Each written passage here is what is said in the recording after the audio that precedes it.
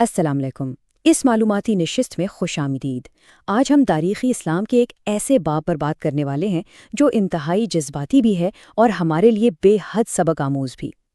ہم چلیں گے مکہ کے ان ابتدائی دنوں میں جب نبی کریم صلی اللہ علیہ وسلم نے حق کی دعوت دی اور اس کے جواب میں انہیں کیسی شدید مخالفت اور بے پناہ مصائب کا سامنا کرنا پڑا۔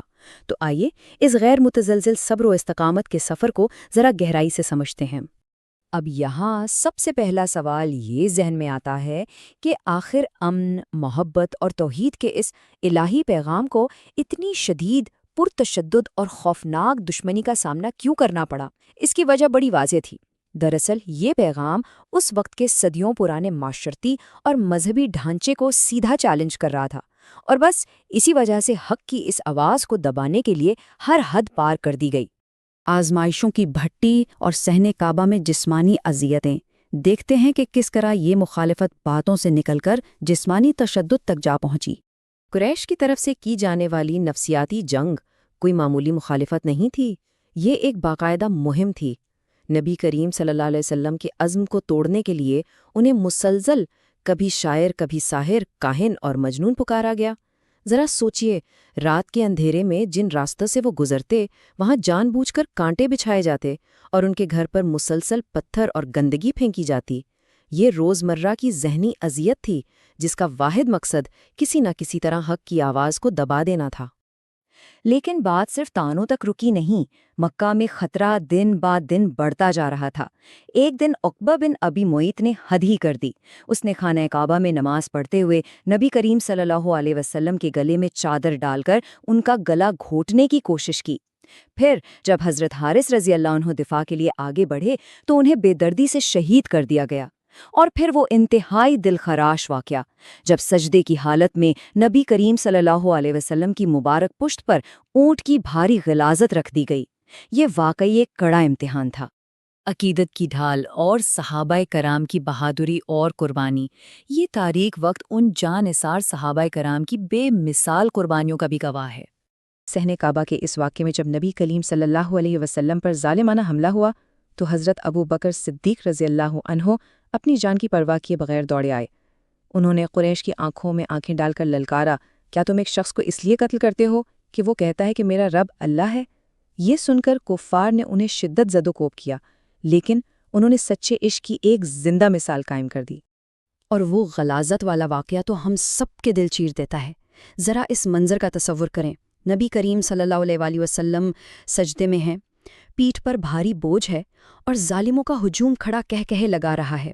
ایسے میں کم سن ہونے کے باوجود ننھی حضرت فاطمہ رضی اللہ عنہا انتہائی بہادری سے آگے بڑھتی ہیں۔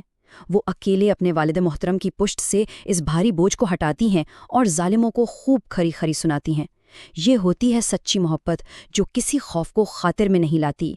دنیاوی لالچ اور ترغیب، عتبہ بن ربیعہ کی پیشکش۔ جب قریش کا جسمانی تشدد ناکام ہو گیا تو انہوں نے دوسرا راستہ اپنایا۔ اب انہوں نے لالچ کا ہتھیار استعمال کیا۔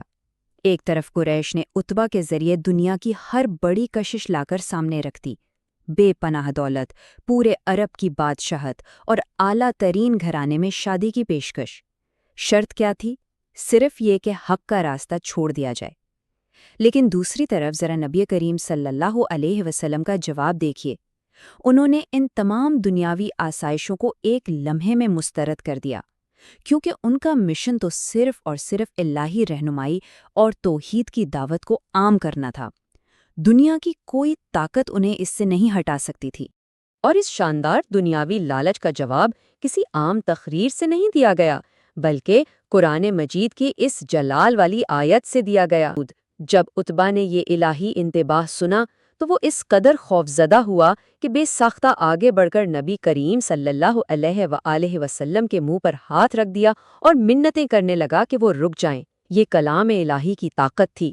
آخری انتباہ اور ابو طالب پر دباؤ۔ لالچ کا تیر بھی خطا ہو گیا تو قریش کی بھوکھلاہٹ مزید بڑھ گئی اور انہوں نے سرپرست اعلیٰ کی طرف رخ کیا۔ قریش کے وفد نے ایک پورا منظم منصوبہ بنایا تھا۔ پہلے جا کر ابو طالب سے سخت شکایات کی، پھر بھتیجے کے لیے دوبارہ بادشاہت کا لالچ دیا۔ جب وہاں سے بھی مایوسی ہوئی تو عجیب و غریب اور ناممکن مطالبات کر دیے، جیسے کہ مکہ کے پہاڑوں کو ہٹا دو یا ہمارے مرے ہوئے آباء و اجداد کو زندہ کر کے دکھاؤ۔ اور آخر کار تنگ آ کر انہوں نے براہ راست ابو طالب کی سرپرستی کو چیلنج کر دیا کہ اب یا تو اپنے بھتیجے کو روکیں یا پھر کھلی جنگ کے لیے تیار ہو جائیں۔ یہ لمحہ کتنا جذباتی اور نازک رہا ہوگا۔ اس بے پناہ سماجی دباؤ اور خاندانی جنگ کے خطرے کو دیکھتے ہوئے بزرگ ابو طالب، جو اب تک ایک چٹان بنے ہوئے تھے، ایک پل کے لیے ڈگمگا گئے۔ انہوں نے اپنے بھتیجے کو بلایا اور بوجھل دل کے ساتھ درخواست کی کہ وہ اعلانیہ تبلیغ ترک کر دیں تاکہ اس خونی تصادم سے بچا جا سکے۔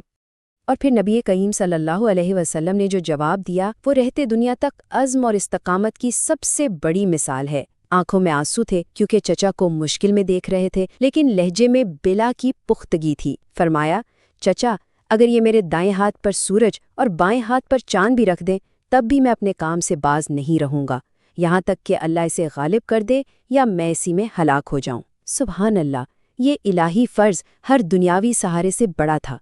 اس بے مثال استقامت کا اثر تو ہونا ہی تھا۔ ابو طالب کا ڈگمگاتا ہوا عزم اس سچے جذبے کو دیکھ کر ایک بار پھر جوان ہو گیا۔ انہوں نے فوراً پلٹ کے کہا، جاؤ اور جو چاہو کہو، خدا کی قسم جب تک میرے دم میں دم ہے میں تمہیں کبھی دشمنوں کے حوالے نہیں کروں گا۔ حق پر ڈٹے رہنے نے واقعی ایک بڑی حمایت کو دوبارہ مستحکم کر دیا تھا۔ لازوال سچائی کی میراث اور صبر و استقامت کی اہمیت۔ آئیے ساری گفتگو کو سمیٹتے ہیں اور اس کے اصل سبق کی طرف آتے ہیں۔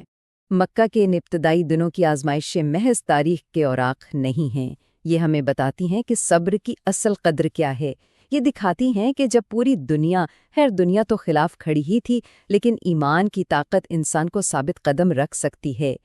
نبی کریم صلی اللہ علیہ وآلہ وسلم اور صحابہ کرام کی یہ استقامت حق پر چلنے والوں کے لیے ہمیشہ ایک روشن مینار رہے گی۔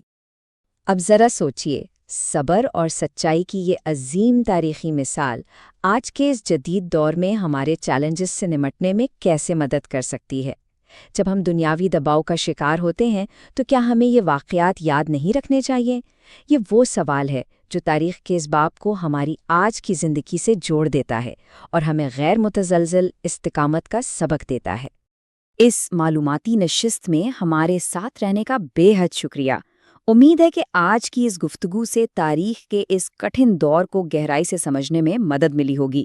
اسلامی تاریخ کے بارے میں اپنی معلومات میں مزید اضافہ کرنے کے لیے دارالحکمہ چینل پر موجود دیگر معلوماتی نشستیں ضرور دیکھیں۔ علم کے اس سفر کو جاری رکھیے۔